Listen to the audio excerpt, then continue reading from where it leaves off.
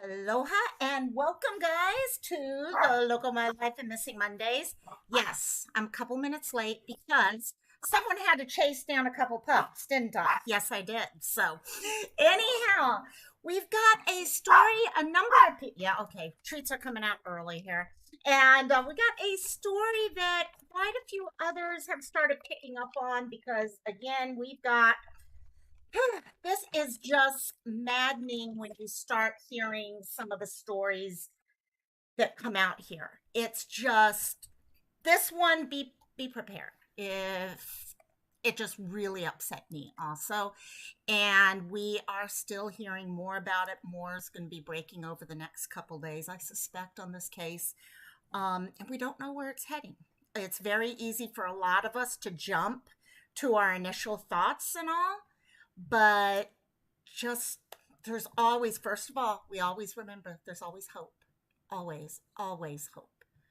And number two, we don't know where things are going. What we do is we speak for the missing, and we will continue speaking for the missing. So pull up a chair, pull out your notes, and also we can help share this story out and hopefully get more people to know about Madalina's story. See you right after this. Aloha and welcome to the Local My Life.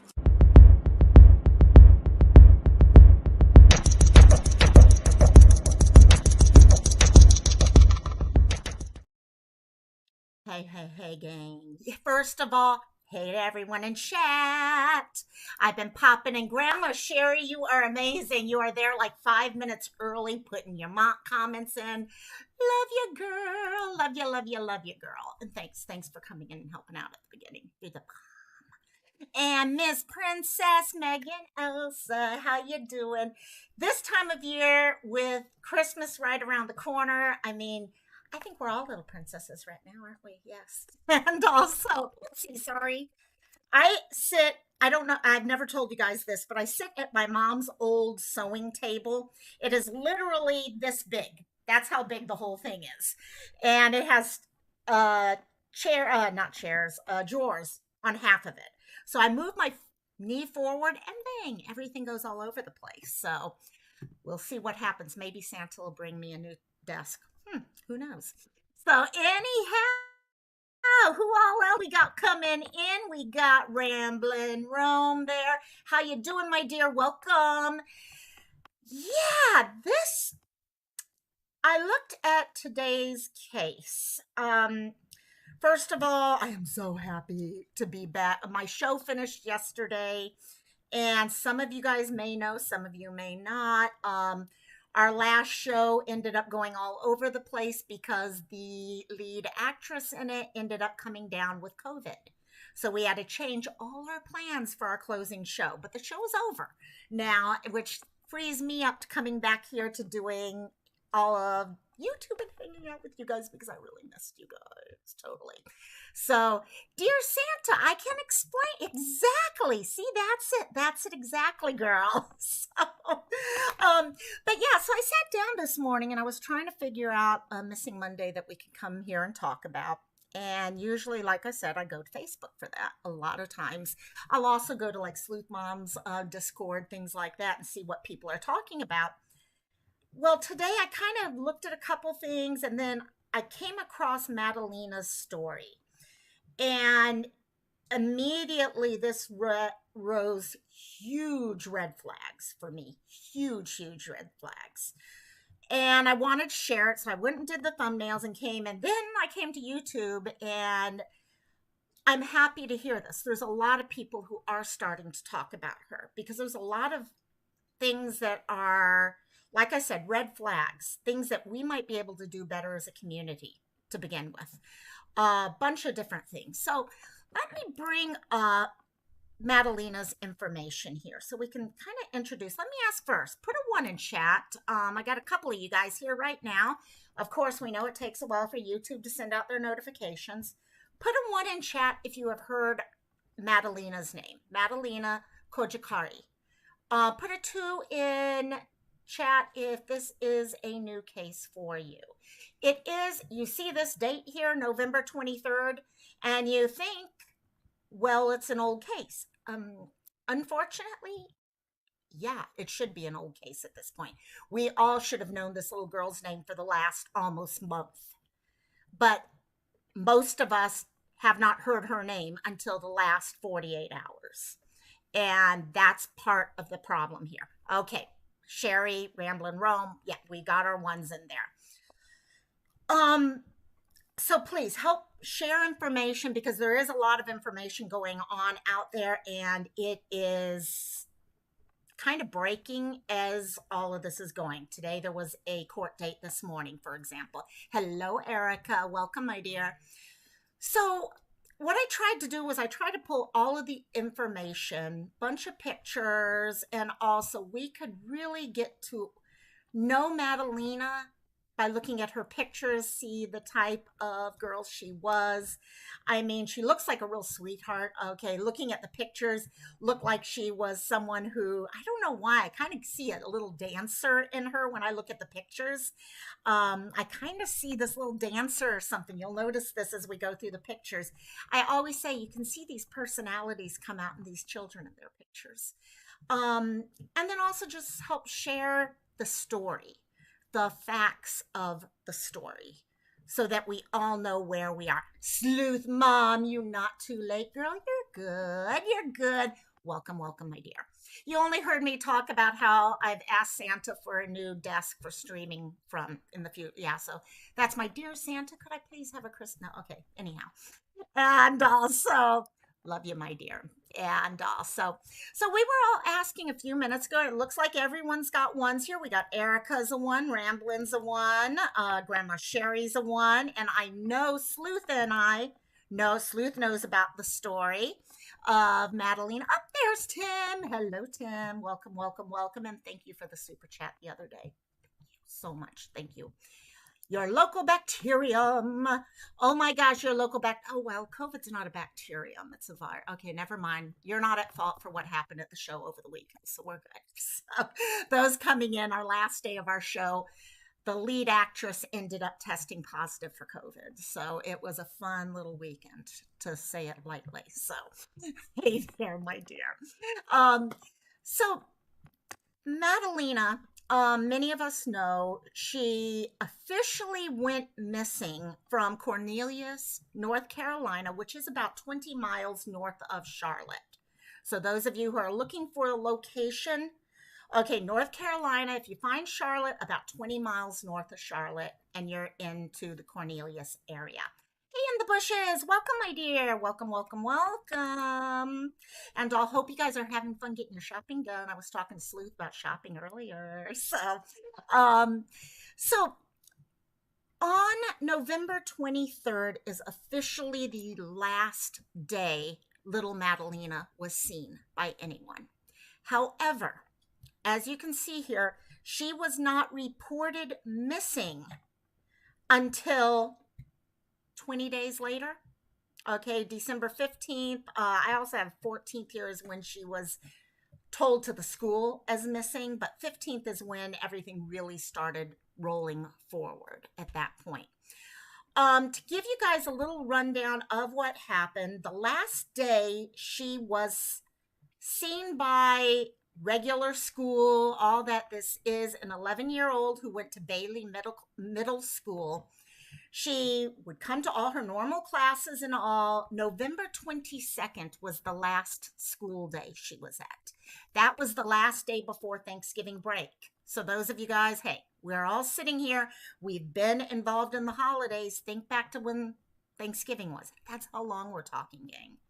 Okay. She was in school, in classes on November 22nd. Now, part of the issue here is with school and all, because there was no notifications, okay, to the police of her being missing or anything.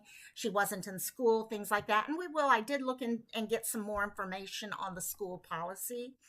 However, school break went from, if I have this correct, they returned from school break on November 28th, Monday 28th. So November 22nd, last day of school, to November 28th. That's a whole week there that school was not involved in anything that was going on, that she was at home with family. Whatever happened there, we don't know. On November 23rd, police say she was last seen. They haven't explained where she was last seen or anything like that, but there is verified viewing of her that she was okay on November 23rd. After that, everything disappears. No notifications on where she is. No one saw her out playing. From everything I've read, the family was a very quiet family. There wasn't a lot going. Very nice neighborhood. Very, very nice neighborhood. Um, but people say the family was very quiet. They weren't out. You didn't hear a lot of yelling or things like that. It was just a quiet family. No one saw her out playing. Okay, we're in the middle of Thanksgiving. Okay, think about those of you with kids. How much were your kids out playing during Thanksgiving break? Okay, none of that was going on. I suspect, because we're going to hear later on, that the police have looked at Lake Cornelius recently. So maybe the family decided to go to Lake Cornelius. Something happened that has led them to that area. So who knows? There's something going on with that. However, between November 22nd and December 14th, no one saw her. No one heard anything from her. School went back on November 28th, and from November 28th till December 14th, she was not in school. Now, the question comes, what are all the rules with school? Okay, there's a lot of communication going on out there. Should the school have reported something? Should this have happened here? And you guys, okay, you can talk about it yourself among chat and everything. There's a lot going on out there. And I think COVID is still an issue. Okay, I just had this go on with the show, where we have one of our cast members sick. It's very, very possible for someone to not come to school for 2 weeks right now because of COVID. Grandma Sherry, oh my God, I love you. Thank you so much for becoming a member.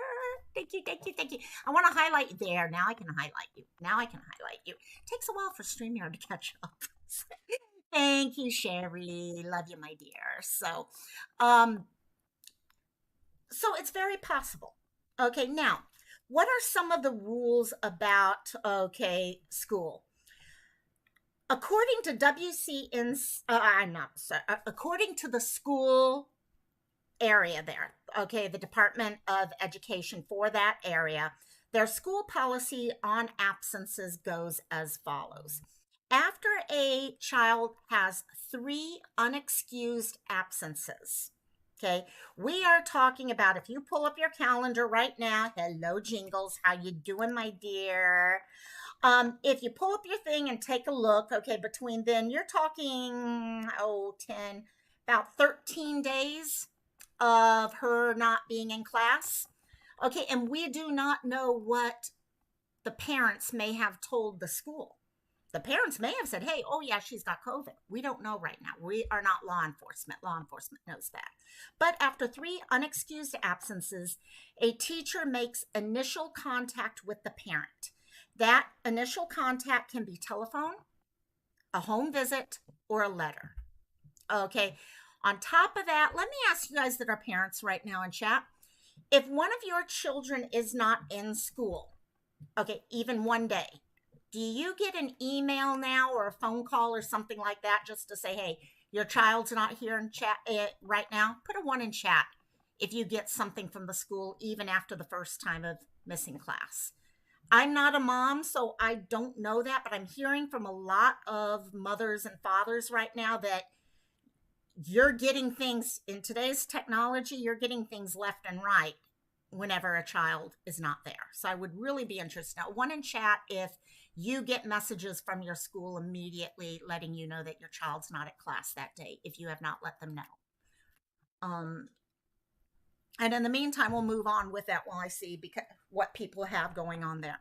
After 6, so 3 more unexcused absences after that. So now we're talking about 6 unexcused absences. So the second week that she was missing, the principal would have sent out a letter in writing. Okay, it could be a form letter. They have form letters in place for all of these things.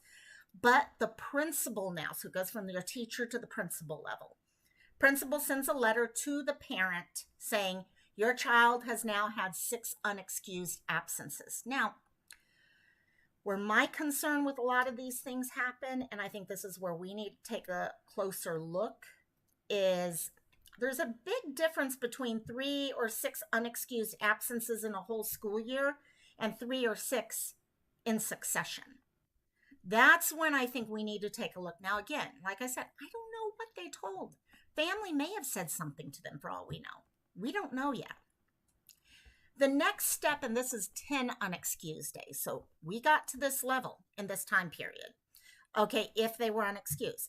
The principal now at 10 unexcused days sends a letter to the parent by certified mail or hand delivery. That way they can get around all the fun of high schoolers who kind of hijack the mail, things like that.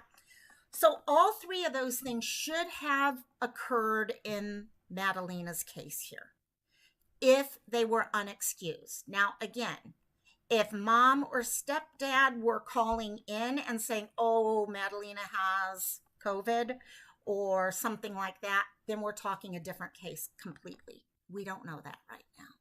But a lot of people have been talking about the school side of this, so I wanted to share that information for everyone. So going back to this, on December 14th now, something happened to push her family to tell not the police, but a school resource officer at the middle school, at Bailey Middle School, that she was missing. This is something that throws me.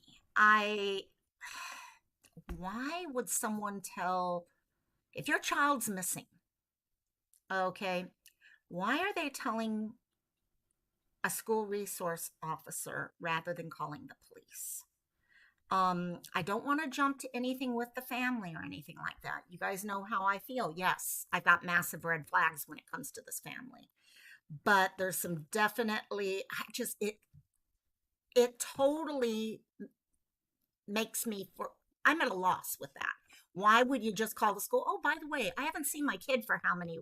No, that doesn't make any sense whatsoever. Hey, Kelly, love you, my dear. So December 14th, finally, someone has been informed that Madalina has gone missing. Okay, and that kicks off. We don't know who contacted the police first. Was it the school? Schools are mandatory reporters. Okay, so if a school has any thought of a child being abused, okay, neglected, anything like that, they are mandated to report it. So it's very possible that the school is who contacted the police. In the end, though, the police were contacted at that point, and almost immediately it went from just being the police to the FBI were pulled in, the State Bureau of Investigation was pulled in. I mean, it was not a case of, okay, let's just do local searches at first, not like we normally see. Okay, they ramped this up to the level it needed to be ramped up immediately, which was great.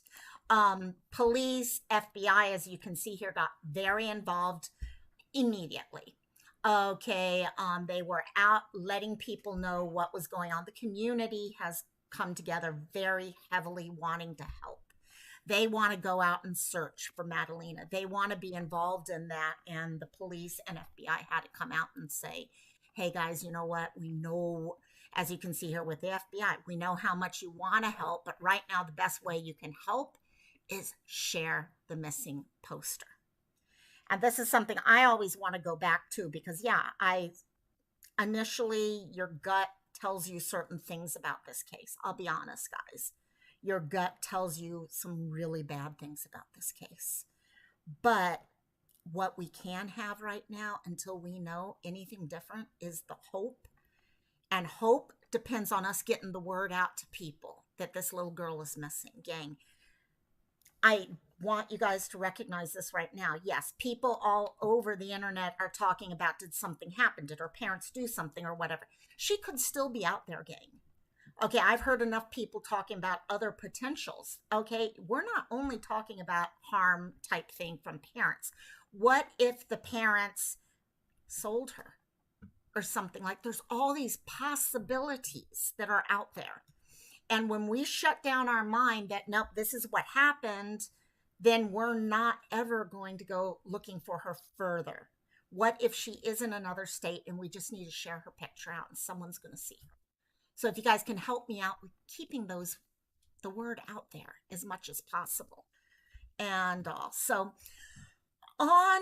the police started their investigation. Now, couple things that were popping up during this investigation initially is talking WCNC, which is the local news channel. One of the things that was coming up during that is that multiple neighbors were reporting that there was burning going on in the backyard at all hours starting on November 27th. Okay, so we now know the 23rd was the last time she was seen, according to the police. Okay, local neighborhood people are saying they noticed there was a lot of burning of something. Now, guys, that could be anything. It could be them burning trash. It could be, who knows? We don't know what it was. Okay, but it is something that was out there. Jingles, thank you. I was wondering about, so you get a phone call as soon as a child is not there in middle school. They would call me as soon as they missed one class during the day. Bingo. And that's it. Grandma Sherry, thank you for sharing this out. I mean, we need to keep her name out there, her picture out there. So I suspect because so many neighbors were talking about burning in the backyard, the first thing the police, FBI, and all did was they started, from what we understand, digging in the backyard. We don't have a lot of pictures or anything like that, but we were told they were in the backyard digging, probably looking for any evidence that they could find there. They also went through the house and they were searching throughout the house, trying to see whatever they could find within the house. We have not had much shared about that, but it looks as if all that did conclude at a point, and then they decided to move on further. So let me see here. On December 17th, okay, now remember the 15th is when the investigation started. Okay, in the early morning hours of the 17th, which was a Saturday, if I recall correctly, Christopher Palmer, who is the stepfather, he's the gentleman you see in this picture, was arrested. Now, the initial he was arrested for was failure to report the disappearance of a child. Now, a lot of things were going on online. Okay, why is it they just arrested him? Okay, well, give a couple hours, things come out. A couple hours later, at 10:15 in the morning on the 17th, Madalina's mother, Diana Cojocari, was arrested for the same thing, failure to report the disappearance of a child. Both are currently being held at the Mecklenburg County Detention Center. They were there during that time. Both are, okay, in fact, today, Christopher went to court, and actually his bond was increased to $200,000. Basically, what the judge was saying, the reason for that is that the seriousness of this charge. This is not just a charge. This is extremely serious. Your child goes missing, an 11-year-old goes missing for that many days, 20 days, and you don't report it? I mean, come on. An 11-year-old is not your typical runaway. They're not running out to someone's house. You know, an 11-year-old is needing to lean on you for survival. So the fact that a child goes that long without anything being reported without any sense of concern going on. We see it every day when all of a sudden someone goes missing. Okay, a teenager, a 20-year-old goes missing. You've got family members hitting up Facebook with pictures. Okay, my nephew was at a party Saturday night and blah, blah, blah, blah, blah. Can you please help share his picture? Okay, my child did this. It's all over social media. There was not one message whatsoever. There was no notification whatsoever for people to look. The neighborhood did not know she was missing. And so both of these people are currently in the Mecklenburg County Detention Center. Okay, at this point, I'm sure they're talking. I'm sure police have been talking with them, trying to get an idea where to go from here with everything. Um, Jingles, thank you so much for sharing this. Oh, yes, thank you. Now you covered quite a few places: Twitter, Snapchat, Facebook, Instagram, WhatsApp. Thank you. Thank you so much. And hey, the more we share, the better off it is, better chance. So they've been searching. These are the house. Okay, you can tell this is a nice house. This is a nice neighborhood. You're looking here at the house themselves, and gorgeous Madalina right there. Um, they started off looking at the house, okay, in that backyard area and all. And then on December 19th, the same day that the bond was increased to $200,000, FBI and Cornelius PD decided to expand their search. According to Cornelius PD, quote, as part of the normal investigative process, we are expanding our search area outside of the home where Madalina was last seen. That now includes Lake Cornelius. So two things right there that's telling us. First of all, the last place she was seen was her home. Okay, we are expanding our search area outside of the home where Madalina was last seen. So big clue right there, because a lot of people are like, well, even me, I was thinking, okay, wait, was she seen at Lake Cornelius? What? Okay, wait, how does all this fit? Okay, now how Lake Cornelius fits, we don't know. Lake Cornelius is what you're seeing down there in the bottom corner. Come up here. And that they went into that area on the 19th, which is today, and they were looking at the lake. I'm not sure if they will push that out to 2 days or anything like that. We will have to see what happens. The other thing that is going on is the locals are really, as I said, probably one of the hardest things. Anyone who's ever been near something like this, when it happens, a child goes missing, a family goes missing, okay, and any individual goes missing, you want to help. It's just something ingrained in us. Okay, you want to be involved. You want to be able to help in any way possible. That's how the neighborhood is right now. Right now, from what I hear, there are 2 different vigils being planned for tomorrow. One in Victoria Bay and another in Cornelius. So the neighbors are really trying to pull together and do whatever they can. They are getting the pictures out. They are sharing posters. They're doing whatever they can.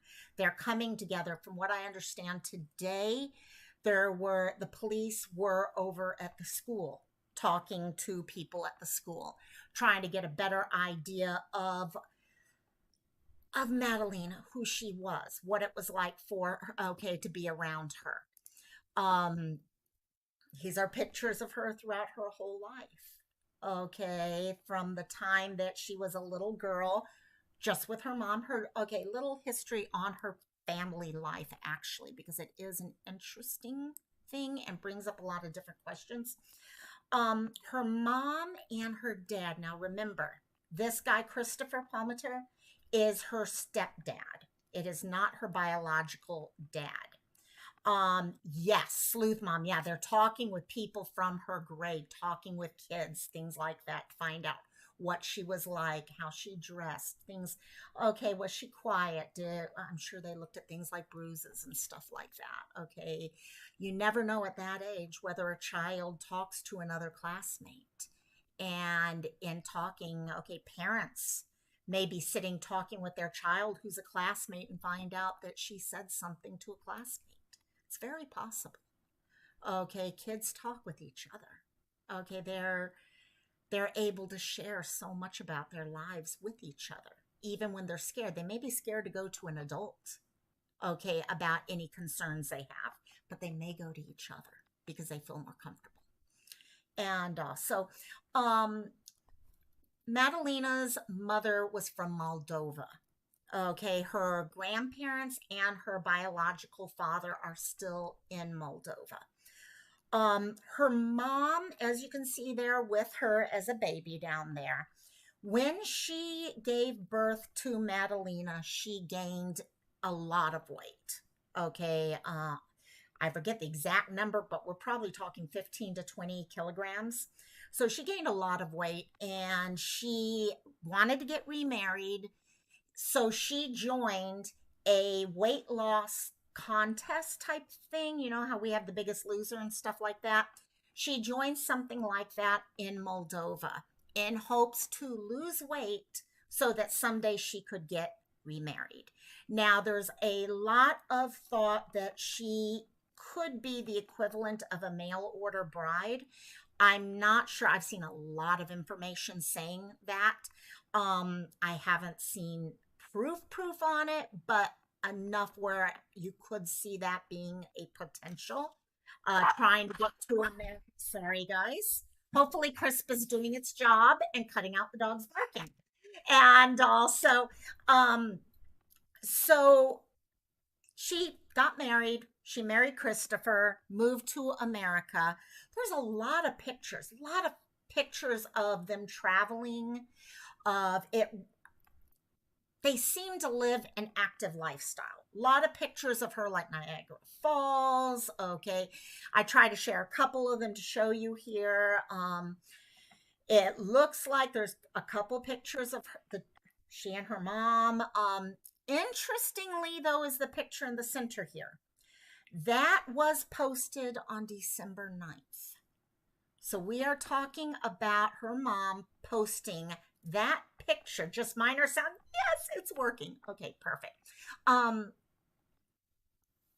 Her mom posted that to her Facebook, I think it was.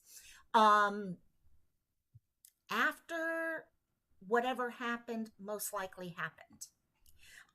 There have been a lot of questions. Well, does that mean she was still there? Was she missing already? There's no date on that picture. It was just posted on that day. She was fairly active on Facebook and social media.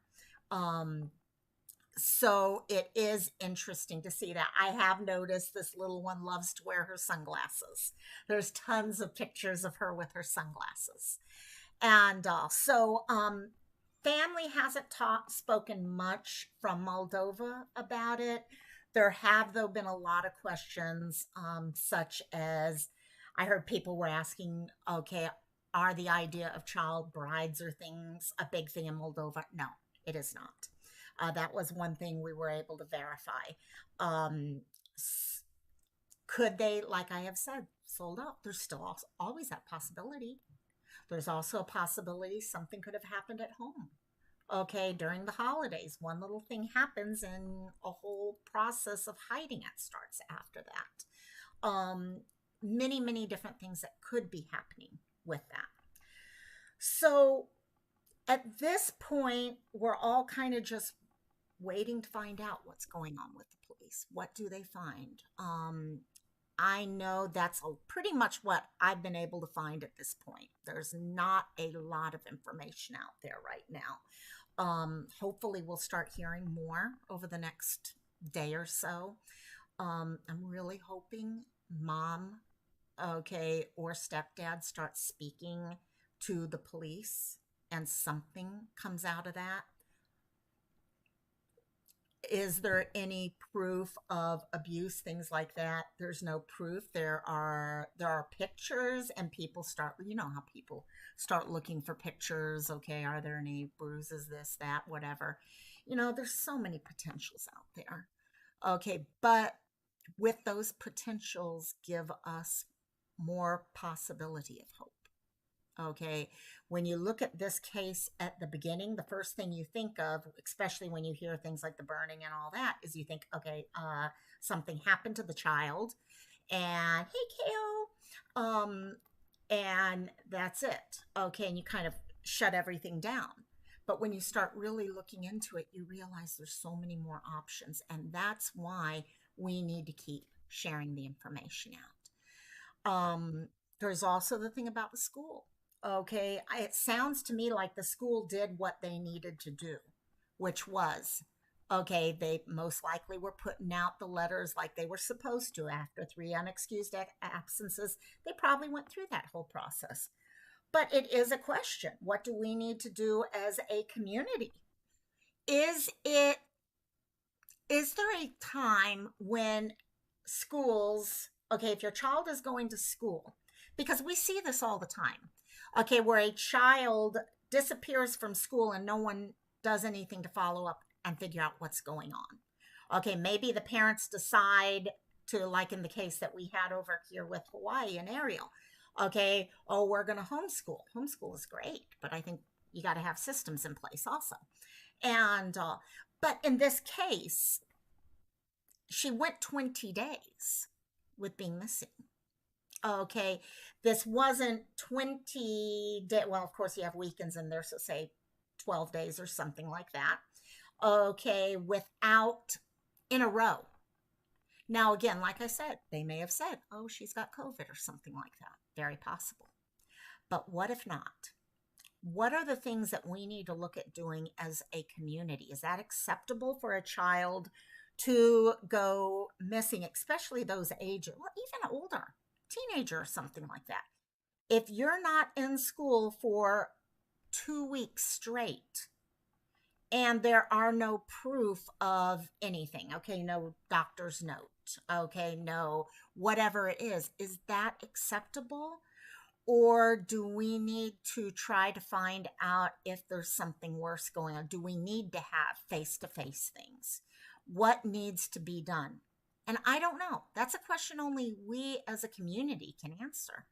I'm not sure what your guys' thoughts are on that. That's actually where my first thought was with this whole thing. I actually love to jump up on this idea of, okay, what can we do to better things for the future? I'm always that type of person. Okay. Whenever I work within facilities and all, and something goes wrong, I'm looking at how can we change our systems to make sure that does not happen again. So that's how I see something like this. Thank you, Grandma. Thanks for posting that. Yes, we have memberships, by the way, gang. And also, I finally hit the button on those good old memberships. So thank you, Grandma. Um, so it's something I think we can all start questioning because we have started the discussion about the system. Okay, there's three things that seem to always be in the back of my mind when it comes to missing people. Okay, we talk about the system. Okay, when the system has potentially failed someone. Okay, when things have fallen apart, things like that. Number two, okay, schools like this. Okay, what's going on with that? Oh, these dogs are driving me crazy. So, things we can start thinking about. What do we want to start pushing for? What is it that we as a community can make changes to? So, but anyhow, I'm going to probably start slowing this thing down because I got to deal with these. Plus, Mom's going to be home any minute. And, but I did want to let you guys know before we finish this thing up with information on Madalina. Yes, as Grandma Sherry said, we do have our memberships going now. So if you would like to join, you can get some real cute little pictures of the puppies as your emojis. And also, thank you guys so much, though.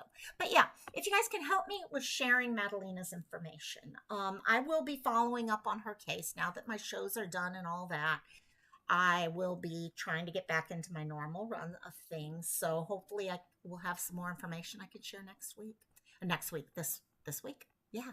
Yeah. I'm back to who is growling behind. You guys can't hear this. That's why my mind's all over. I've got a dog growling at me behind me. So but Madalina Cojocari, she was last seen on November 23rd.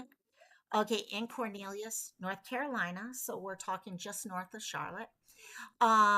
She's 11 years old, 4 foot 10 inches tall, and 90 pounds.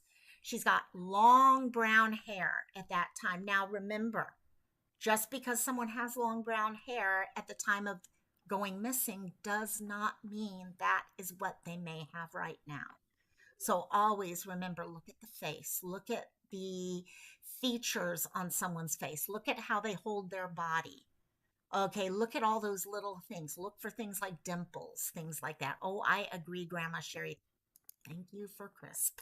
And also brown eyes. She was reported missing by the school on December 5th. Well, her parents reported her missing to the school on December 15th, 2022. However, she has not been seen since the 23rd.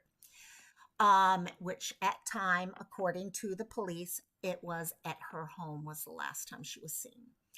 She was last seen wearing jeans, pink, purple, and white Adidas shoes, and a white t-shirt and jacket. Interesting little bit there with me. I would like to know where that description's coming from. Usually jacket and stuff like that makes me feel like that would be something she would have gone to school with. So is that actually coming from her family or is that coming from the school, the description? It's just a thought. And if anyone has any information, okay, you've seen something, you've heard something, if there happen, we do know that family members and people who go to school with other people do come and watch these videos. If a child is talking to you that goes to school with them and says something, please let the police know because it's very possible a child might know something that us as adults would not know. And so if you could, please call the Cornelius PD at 704-892-7773. We will be, if anything pops up with the search, with the candlelight vigils, I will be sharing all that out for anyone who is nearby and can attend the candlelight vigils. Please know that we're all with you in your heart also. And if we could be there, we would be. So, yes, Grandma Sherry. Memberships, Ohana does mean family. And gang, when we do what we're doing here, okay, family, nobody gets left behind or forgotten. It's true. It really honestly is true. We are one big family. Okay, it doesn't matter if we live next door to each other or states next to each other, oceans next to each other. You're never forgotten when you're part of a family. And so we will remember Madalina. We will share her information out if you guys can help me with that. For anyone who has any stories you'd like us to help share here, any missing people that you want to make sure stay in the public's eye so that people are sharing their picture, their story, please do send me an email at thelocalmylife@gmail.com so that we can share their picture, whether it's doing a video or just sharing out on a community tab. For all of you guys out there who may not have a channel, but have a community page because you've created, you might be Amazon Prime or whatever. And please help us share out all these pictures. Help us share these people's stories because like I say, together we are their voice. No one is ever silenced. So love you guys tons and tons and tons. I will see you Wednesday. Hopefully this week we will be continuing over on, I think we're at Burdens or Sluice this week. Sorry, I totally spaced on this. And we will be doing our, I think it's Sluice this week that we'll be over at. We will be doing our continuation of our Christmas relaxation. Your channel. Okay, I am right on that. Yay! I was like, oh gosh, I'm going to say the wrong thing. I'm going to say the wrong thing. We will be continuing our Christmas relaxation, just hanging out, enjoying ourselves. For anyone who's interested, I'm trying to come up with some Christmas stories that I can help read during our Christmas cantina coming up.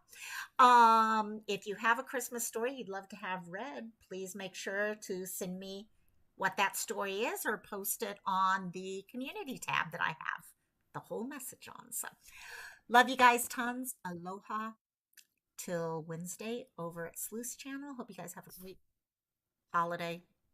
She's saying goodbye too. Aloha. Goodbye. Love you guys.